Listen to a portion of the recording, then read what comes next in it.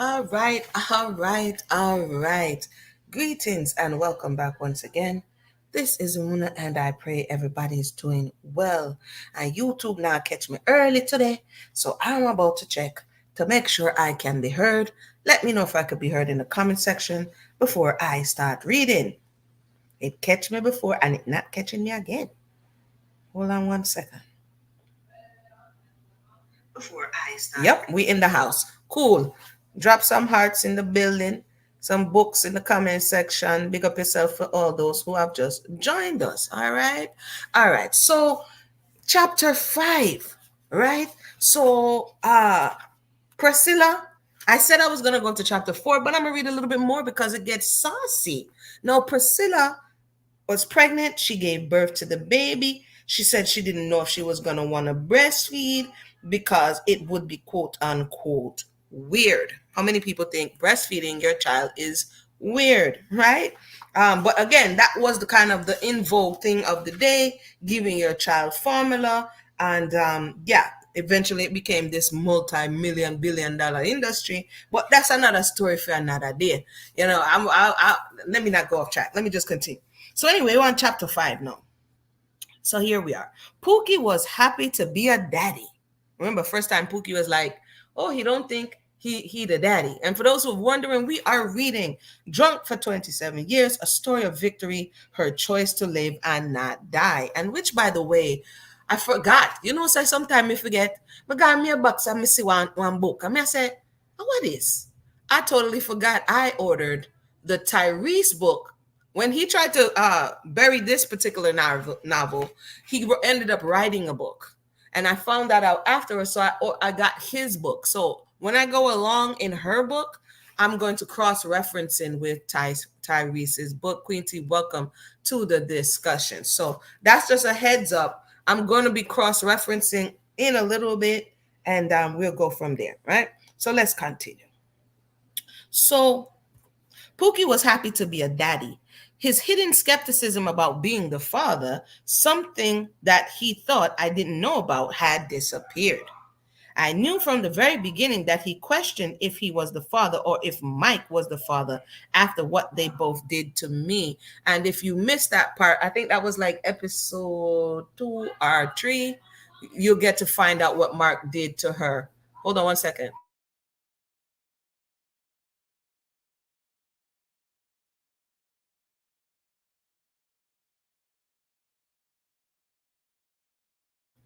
Thank you for your patience. We had some noise in the background. Okay.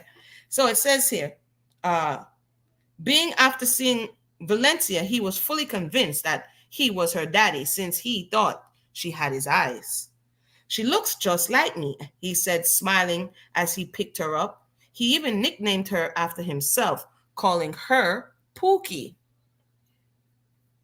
Valencia was a chubby little baby girl with her daddy's dark chocolate skin color and his black curly good hair. Quote, good hair. Pookie wasn't much of helping me with the baby, like changing diapers or bathing her, but he did occasionally hold her and feed her. Miss Grace was a proud grandmother. She loved Valencia and helped me with everything I needed for the baby, just as she said she would. It threw me off. It says has. It was supposed to be as. That was real Jamaican. Just as she said she would. She even watched the baby so I could get some rest or go to the store. Mother hadn't bothered to come to see the baby yet. Surprise, surprise. Yo, it may be better for you that mother did not come to see the baby. None of us are surprised at this part in the conversation, okay? Mother didn't come to see the baby. But Marcus had been over a few times. When Valencia was 6 years old, Pookie enlisted. What happened to me? 6 weeks old. Pookie enlisted in the army. So she says she was completely surprised that he still wanted to join the army since now he had a baby and their relationship had been much better. Because remember, he said that he wanted to join the army. You know, I haven't hit this, hit the subscribe button. If you're on your way in, press like and all of that good stuff so you can know what I'm saying when we go live. You don't know already? It says here, The same day he graduated high school, Pookie went to the Army recruiter's office downtown. I begged him not to leave, but he was adamant about his decision to join the military. She dreaded Pookie leaving for weeks, and when the time arrived for him to finally leave, she was devastated. She couldn't stop crying. She had gotten so used to seeing him every day and being with him every day. Pookie promised to write often. Oh boy. She looked forward to receiving letters from Pookie every week. He was going to be in boot camp for 3 months and couldn't wait for him to get back so the baby and them could leave St. Louis and be with him wherever he was stationed. He would finally be a family. They would finally be a family, and her dreams would come true. She would be with Pookie anywhere in the world. When we say she didn't love our Pookie, welcome to those who have just joined us. Wentworth, welcome to the conversation. She love our Pookie, she love our Pookie. Even after Pookie caused her to get violated, she still love our Pookie. Okay? So she's like, all right, Pookie, you go to the army and I will be here waiting, me and the baby. So it says, Pookie sent, hold on for me 1 second. I still hear some background noise. 1 second.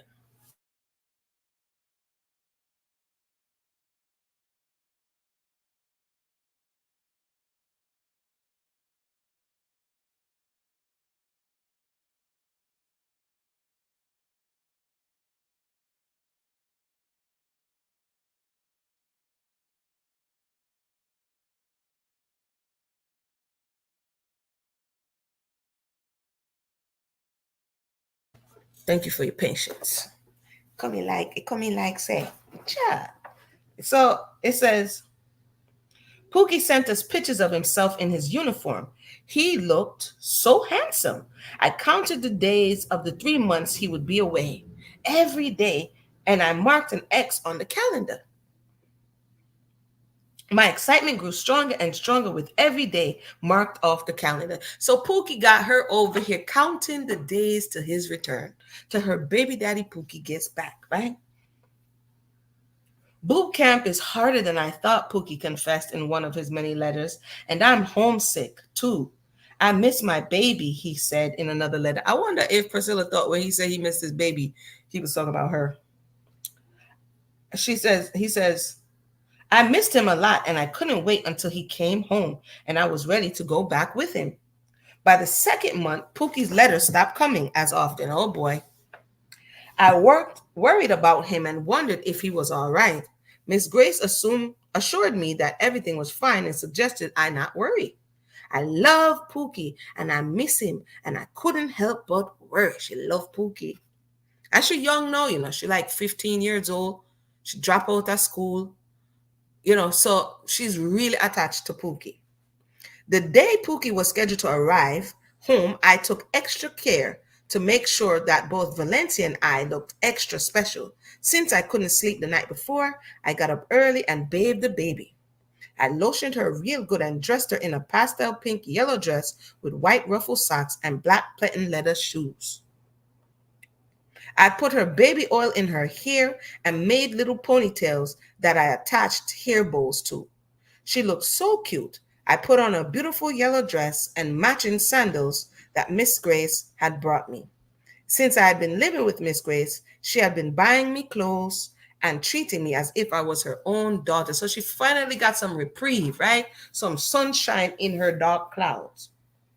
It was nice to have brand new clothes instead of wearing hand-me-downs. Finally, I heard a car pull up. So imagine say a glad bag bus now. She been waiting for Pookie. She's a new mother. Pookie gone for 3 months. She stopped hearing from him and finally reached. I jumped off the couch, grabbed the baby, and ran to the door. Miss Grace came out of her room with a big smile on her face and clapping her hands. We arrived at the front door at the same time. Both of our hands reached for the doorknob. We opened the door together, slightly pushing each other to try to be the first one out the door. Pookie got out a yellow cap in his army uniform. He gave me goosebumps because he looked so good. So this is me reimagining Pookie here. This is not actually Pookie, but hey, welcome, Queenie. Welcome to the conversation. This is me imagining Pookie and she, but she didn't have the baby already, so don't worry about that part. So it says here, so she and the mother kind of tussle for kind of see Pookie now. So she says, then he walked around to the other side of the cab and opened the door. I thought he was getting his luggage, but out stepped. Are you ready for this? Hey, a light-skinned woman with long black hair, dressed in an army dress. My mouth flew open, my stomach instantly knot up, and I suddenly felt sick, she says. The smile on Mrs. Grace's face faded away. Unsure who the woman was, neither of us said a word. We watched Pookie at the cab, wishing he would hurry up and come and tell us who this woman was. Holding hands with the woman, they finally made it up the walkway. Well, yes, exactly, Wentworth. Pookie come with woman. Pookie has arrived with woman in tow. Okay? It goes on to say, Pookie walked directly to his mother with a big smile on his face and hugged her. Mama, this Amanda, my wife. We got married last week in the chapel on base, he blurted out. Pookie wicked. Pookie wicked. Miss Grace, unsure what to say, stood speechless with a blank look on her face. Amanda walked up to her and gave her a hug. Without acknowledging me, Pookie grabbed Valencia out of my arms and said, Amanda, this is my daughter, Valencia. Wow. She must have been the surrogate he hired for her eggs, because who does this? Amanda gave me a brief, awkward look and reached out to shake Valencia's tiny hand as Pookie held her in his arms. Amanda's demeanor let me know she was clearly unsure what to make of me or the situation, seeing that Pookie didn't even tell her I was the mother of his child and the girl he was supposed to marry. Pookie has no behavior. I felt like I was going to pass out from hurt, but I didn't want to say a word, so I just turned around and ran into the house. It felt like Pookie had just yanked out her heart out of her chest and run over it with a cement roller. Tears poured from her eyes, and she went straight to the bedroom. Immediately, it started packing her clothes and the baby's clothes. A few minutes later, Pookie followed her inside. Priscilla, I never told you I was going to marry you. You could have put that in a note, homie. You were writing, right? Like, what are we doing here? He said as he stood watching me pack. I didn't say a word. I continued to pack, wiping away the tears that flooded from my eyes. Miss Grace came into the room and saw me packing. Please don't leave, she begged. Don't take my granddaughter away. She was crying also. So now this is so difficult because where is she going? Where is she going? You know your mama crazy. You don't really have your daddy, you ain't seen in forever in 2 days. Where are you going? It's difficult, right? She made an emotional, but then what was she gonna do? Stay in the house with Pookie and his new military boo? Like, and she's 15, right? So she's out. And Miss Grace is begging her. Miss Grace has treated her lovely, beautiful up until this time, and she's begging her, please don't go, right? It says here, don't take my granddaughter away, she was crying also. How could you be so inconsiderate, she yelled at Pookie as he stood in the room, still holding Valencia with no remorse. He been inconsiderate, sis. Mama, I didn't tell Priscilla I was going to marry her. Uh-oh. Hold on, let me plug in my computer before the battery dead. Hold on, peoples. Let me plug in my computer. Yeah. So he's over there like he don't care. I didn't tell her I was going to marry her. Wow, Pookie. Wow. If it ain't my fault that she assumed that I love my baby, but I don't love Priscilla. Wow. I'm in love with Amanda. Wow, in 1 month? You just met Amanda, brother. You just met Amanda. Anyway, I looked at them both and continued packing as much as I could. She said she was brokenhearted and she had continual flashbacks in her mind of their intimate moments that they shared and how he kept telling her he wanted to be with her. He was lying, girl. He was lying. And they were going to be a family. He even said it in his letters before he stopped writing them.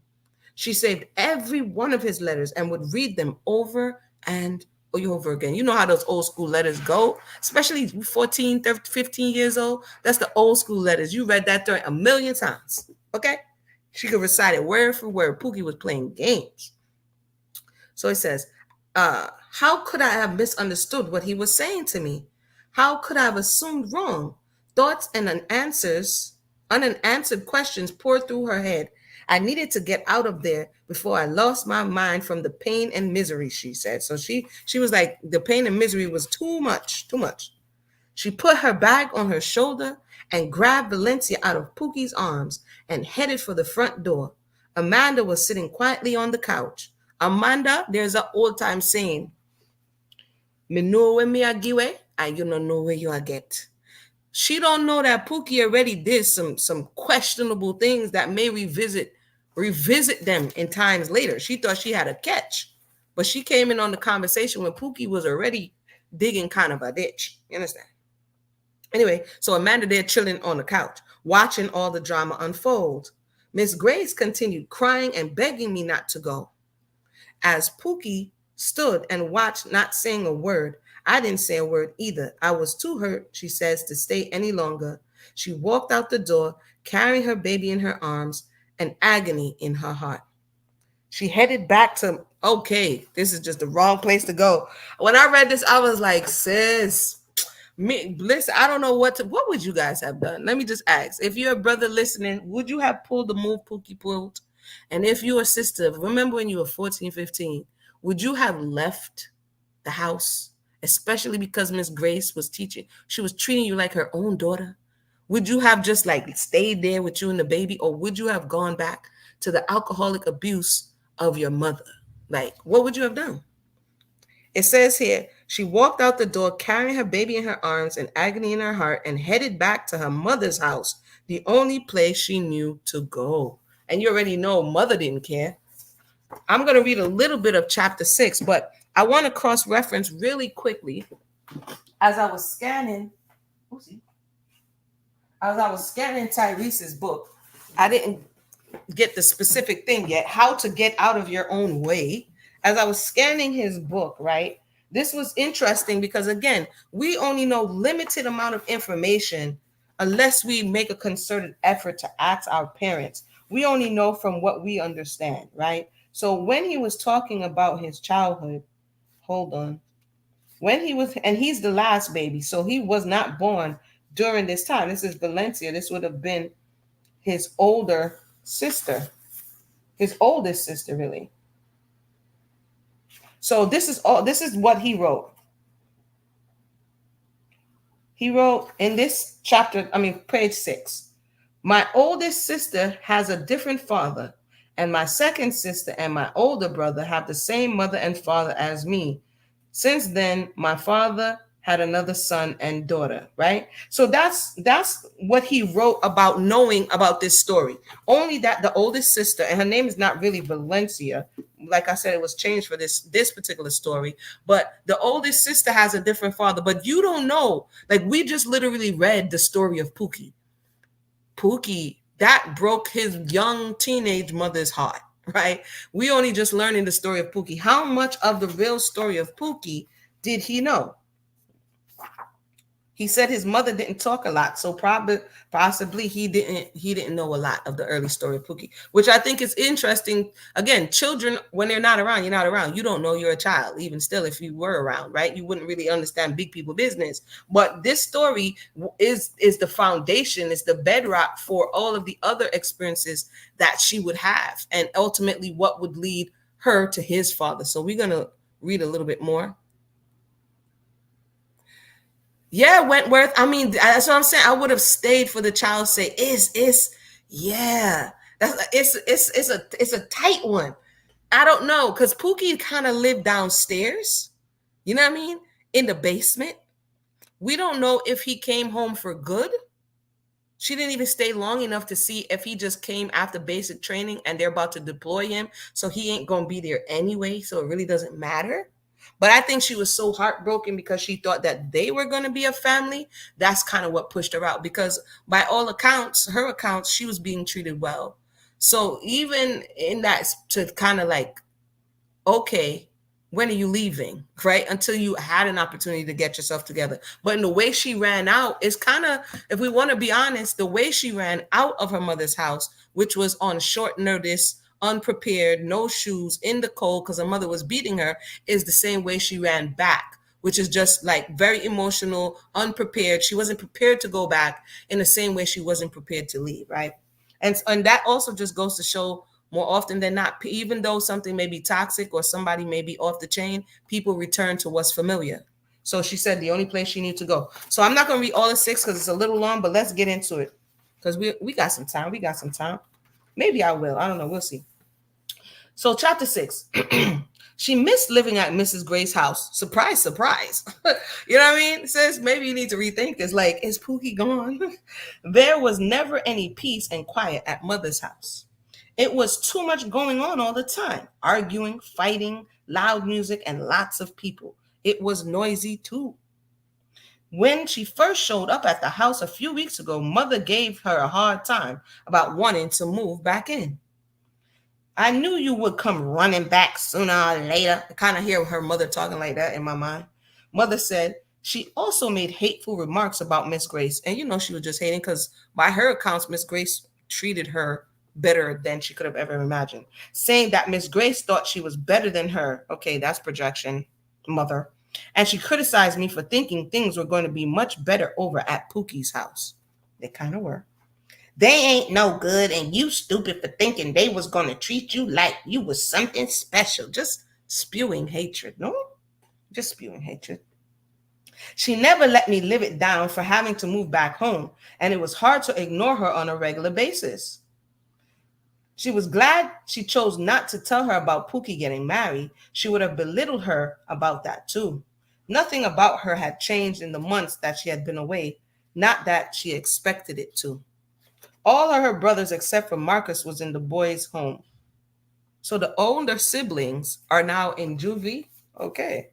Her younger sister Keisha lived with her grandmother on her father's side, and her older sister Margaret had recently moved back home after being beat up by her boyfriend. She was in the bed recovering from a recent abortion. The way she's telling everybody business, yo, fam. Yo, I guess Margaret must have listened to her mother's advice. Yeah. Almost every night, sleeping was impossible because of the loud music and all the company Mother had in the house. Poor baby Valencia was having a hard time sleeping. I would have went right back around on Miss Grace yard. Every time I finally got her to lay down to sleep, loud music and loud voices seeping through the walls would wake her up. She hated living there too. Every morning when I got up, there was some strange person sleeping on the couch, on the floor, in the living room, or in Mother's bed. She learned to tune out a lot of things. Still heard about Pookie's marriage and depressed over having to live back at home, she started drinking again. Remember, this is the 15-year-old. She stole beer, wine coolers, and other bottles of liquor from Mother's stash inside the kitchen cabinet. She had so much liquor she never missed what she took. She hid bottles in her room at times, slid the door back on the closet, and sat in there drinking and thinking about her miserable life. Like, can you imagine at just that tender age of 15, not in school, not having any help, Pookie done ran off with military bay, and the only person who was really checking for you, you ran away from. She says she hadn't spoken or seen Miss Gray or Pookie since she had left and needed money to take care of Valencia. Now that she was no longer living at Miss Gray's house, money source was cut off. She asked Mother to take her to the welfare office to apply for benefits. Mother was glad to take her, especially since she knew the check would come in her name.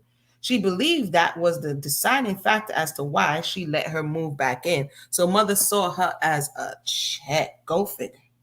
You're gonna carry your own dang weight around here with that baby. I told you I didn't want no baby in my house in the first dang place. I remember her saying the day she let me back in. So she got food stamps and a welfare check, all in mother's name. Only the Medicaid card came in her name. As she predicted, she never saw a dime. They argued all the time about her welfare checks because she needed the money to take care of her baby, and she wouldn't give her any. You ain't staying in my house for free, she said often. If I pressed her hard enough, she would give me money for diapers and baby food, but she would keep the rest. Thankfully, she applied for WIC or her baby wouldn't have formula to drink. Ah, boy, mother, mother, mother, mother, mother. Far too many of you crying. Uh-uh-uh. I suspect mothers sold most of the food stamps. They had more liquor in the house than food. She says that she hated her. She drove her to drink, and the more she drank, the more she was able to stand up to her.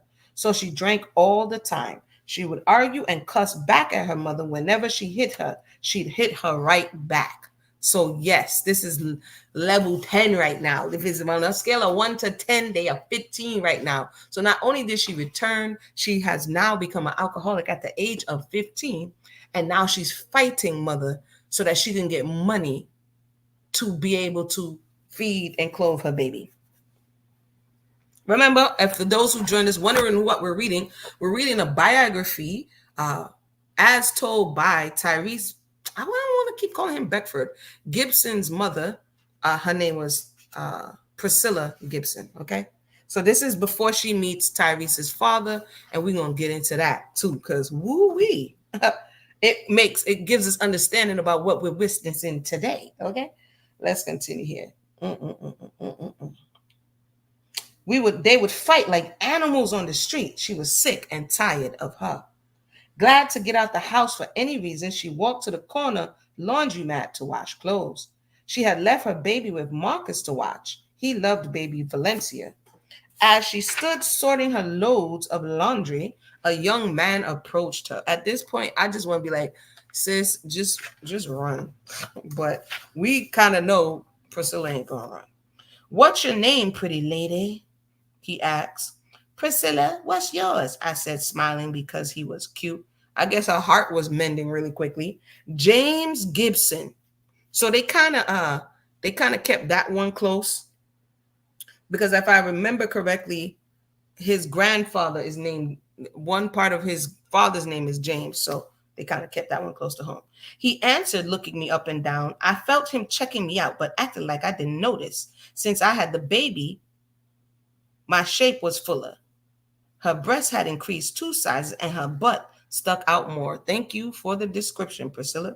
She felt it was appropriate. James was nice looking. He was dressed in jeans and a button-down shirt. He looked to be around 19 or 20 years old. Do you live around here? He asked. Yeah, I answered, just around the corner on Bird Avenue.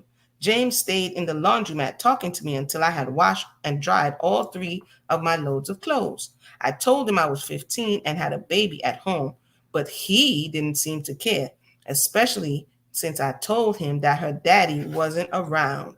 Wow. So for those who are like, oh, high value, high functioning, blah, blah, blah, all things 2024, back then, James, seeming to be 19 or 20, was pushing up on the 15-year-old who, according to her, gave full disclosure of her baby at home and the lack thereof of her baby's dad. James is like, girl, what your man got to do with me? I got a man. Sorry. James carried my laundry. Here comes James now with him enough self. James carried, y'all please, this is just how I act when I'm reading y'all. James carried my laundry basket as he walked me home.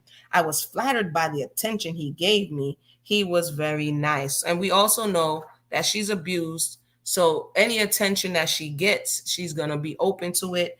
And she just had a heartbreak, which made her easy prey. Okay. After arriving at the house, I carried the baskets inside and brought out Valencia. That was quick. James and I stayed out front and talked for a long time. Valencia seemed to like him. When she fell asleep, I took her inside and put her to bed, then came back outside to finish talking to James. So she didn't just tell James she had a picnic. She was like, GMC picnic, yeah. Okay. It says here, James and I became, wow, that was quick, sis. Uh, James and I became boyfriend and girlfriend about a week later and were inseparable. She had gotten on birth control after she had her 6 weeks checkup and was glad that she made that choice.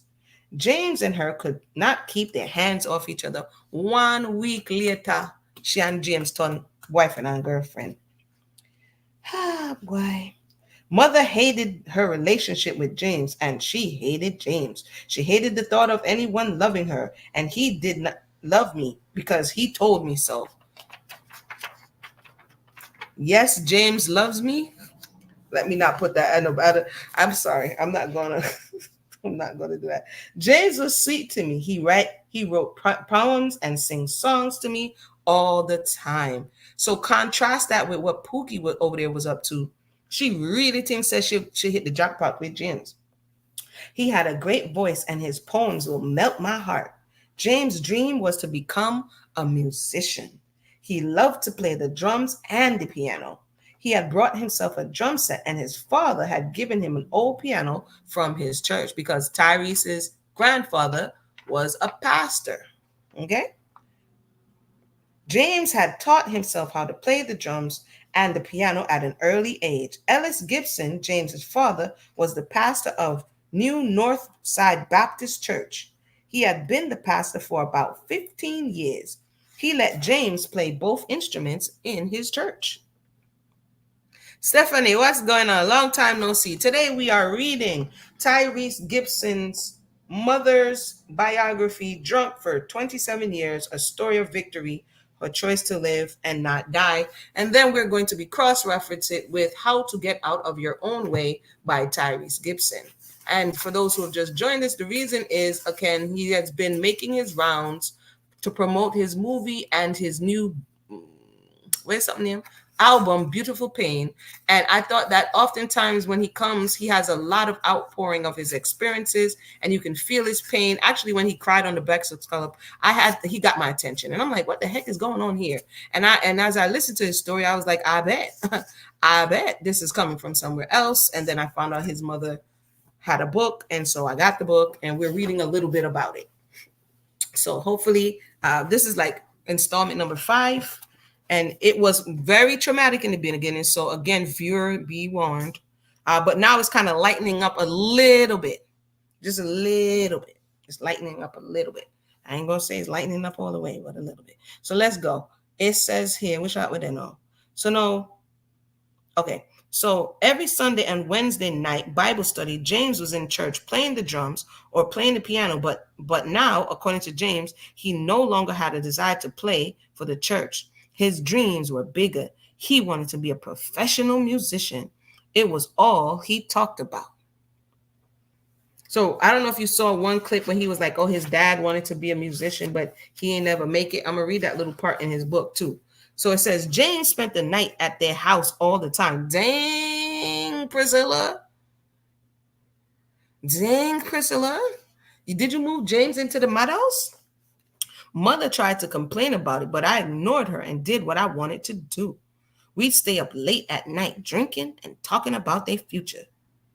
He loved Valencia and she loved him.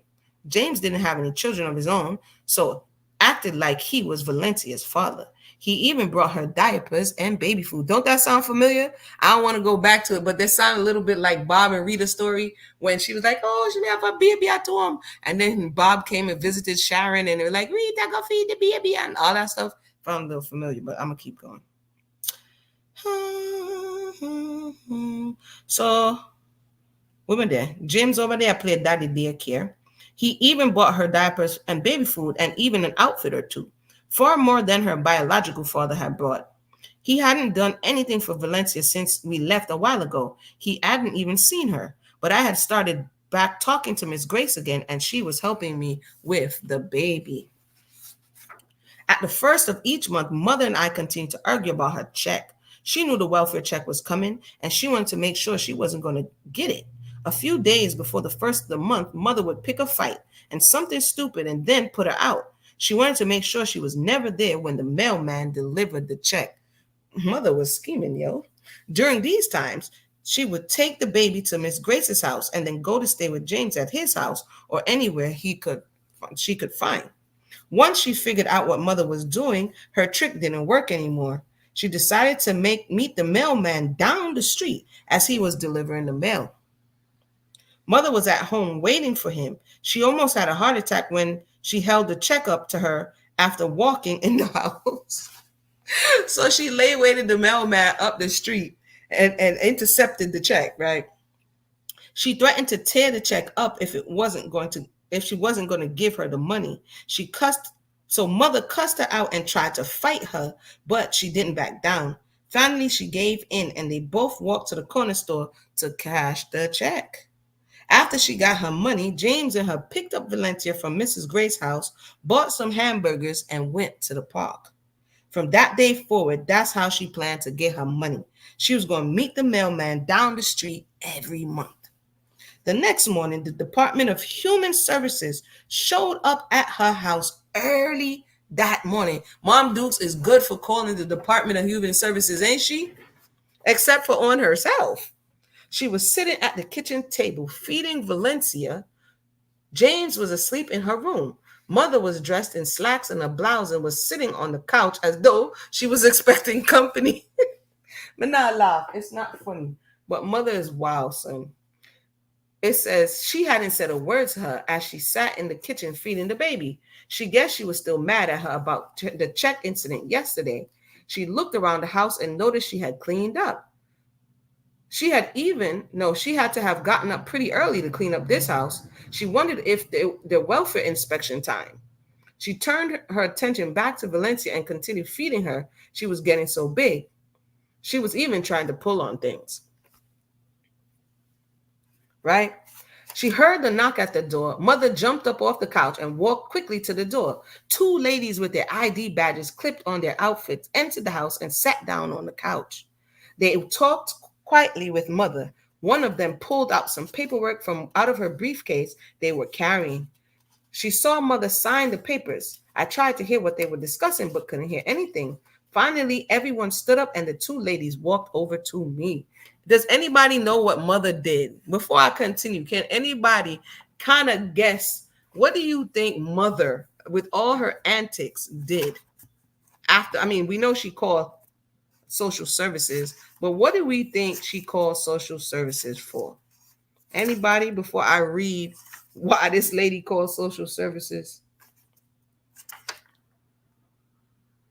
Because sis is wild. She is wild. Anybody? I'm going to keep reading. Hold on 1 second. So mother signs some paperwork. Fake pretends, cleans up the house. Okay, Mary says reported Priscilla was not taking care of the baby. Anybody else?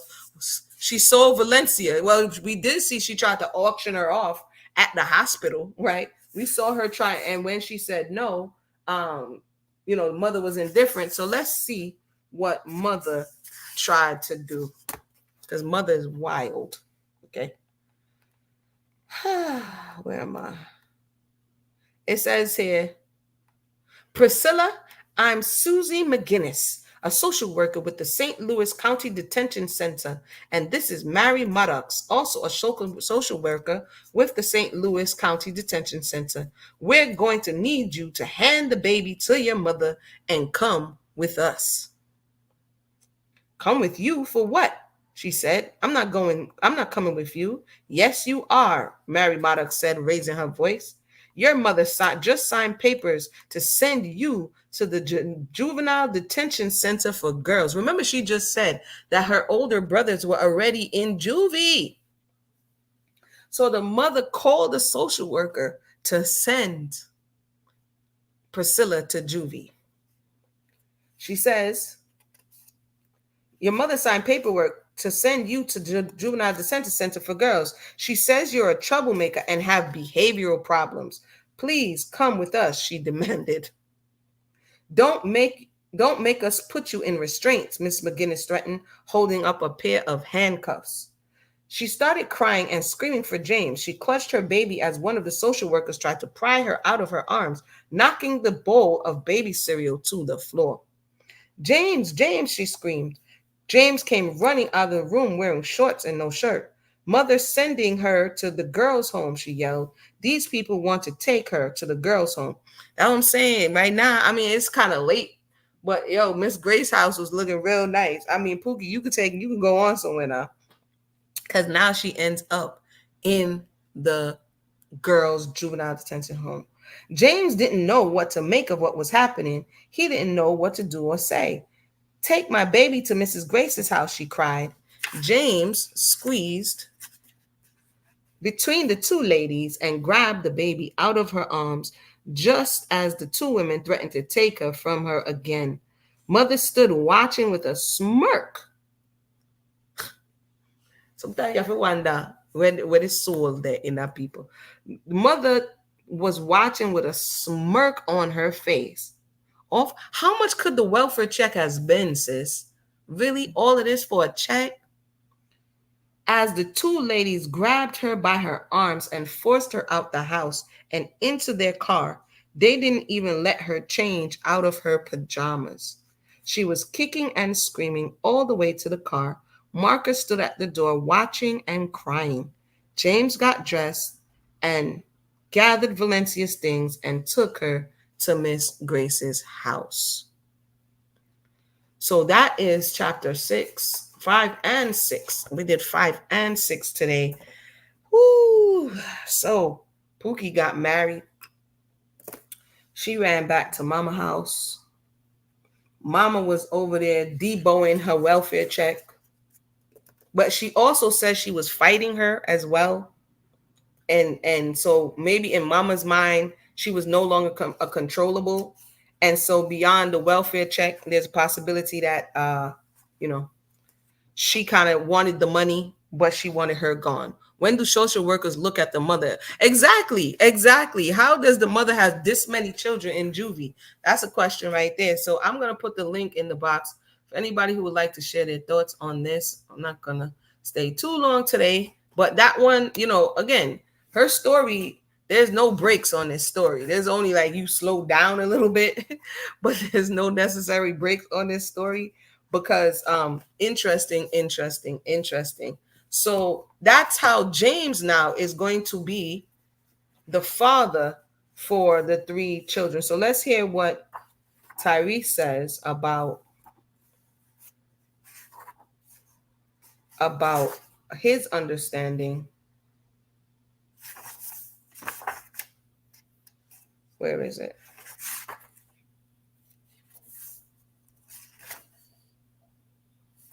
And he says, this is him telling us a little bit about.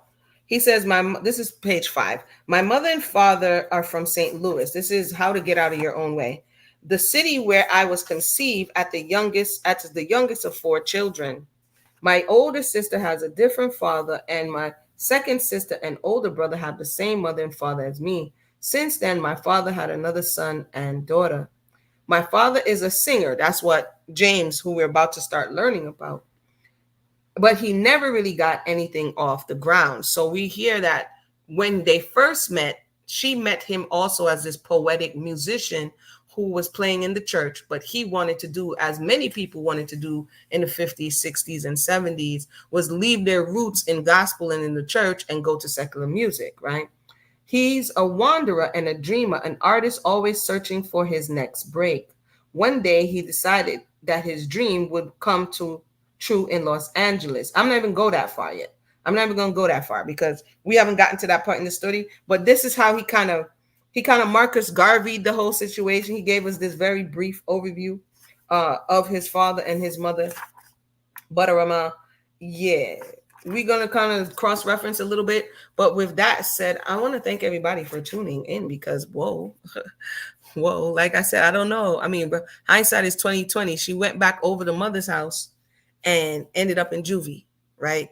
So one little change in life, one little alteration in life, and it throws your life on in a course that it possibly wouldn't have been before, right? What if she didn't go back home? Would she have met James? Would there have ever been a Tyrese, right?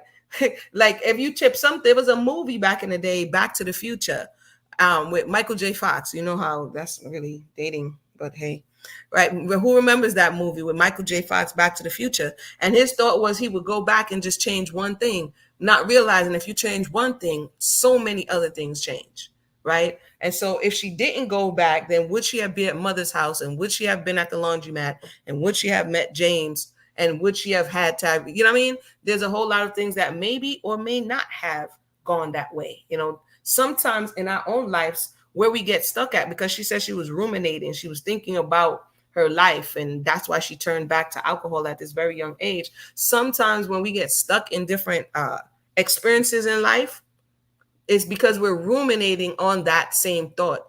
If only, what if I would have made a decision. The problem with that is it goes beyond reflection. It's in rumination now, which it's not beneficial, because you can't go back and change it.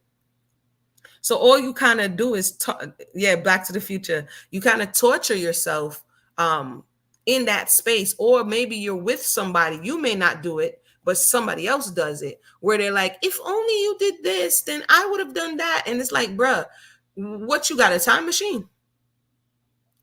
Do you have a time machine? I'm going to read the definition of rumination here, only so that we could all understand what I'm trying to say. It's a rumination syndrome is a condition in which someone repeatedly regurgitates undigested or partially digested. Now, I'm not talking about the one from your food, but that's a good description of rumination syndrome. But I'm talking about rumination in psychology. So I didn't even know there was a rumination syndrome with food. That's interesting.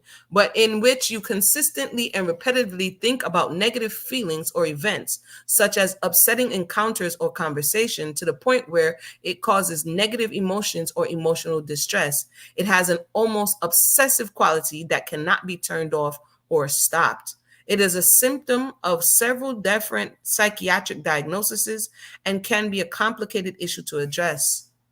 This, and then it's an article. I'll put the article in the box. But when something happens that you don't process properly, something negative, some type of grief, some type of loss, some type of trauma that doesn't get processed, then you keep coming back to it. You also hear that with like the grumpy old person or the grumpy old man or whatever the case may be. And anytime you talk to them, they keep talking about the same thing. You're like, OMG, are you still 100 years later? Yes, and when I was 21, what's going on, Leah? This did happen to me. And you're like, bruh, how? That means they got stuck there, usually emotionally, mentally. They're stuck there, or it's something that you really regret too.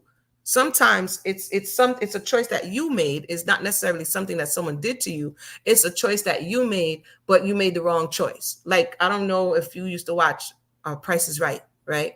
And behind door number 1 is, and you don't know what's behind door number 2. And then behind door number 2, right? And they ask you which one you choose. And then you choose door number 1, but door number 2 had $50,000. And then now for the next 50 years, you're like, I should have chose door number 2. You could say that 100 million times. You will never get the $50,000 behind door number 2 in this scenario. So it also goes for people who have issues letting go. And we all have our own hangups to a certain degree. And so, why did I bring up rumination? Let me just close on that one. Rumination is not just reflecting, because some people will be like, oh, you're reflecting, you're ruminating. No, you can reflect. We reflect because you learn in life. You can look back and be like, wow. But if you get stuck in the, if I did that and I should have did this, and if I did that and they did this, then this wouldn't have happened, that would have happened, and you can't move past it in a healthy way, yeah, that's when it becomes a problem. So with that said, I want to thank everybody for tuning in. I don't see anybody else have anything to share at this time. So go ahead and make sure you press the notification button and the what is the next thing name again? the subscribe button. So when we go live, because we are going to read a little more, because this is quite interesting. When we go live, you will know. All right. So everybody have a blessed day, and we'll come back again and read chapter 7. All right. 1.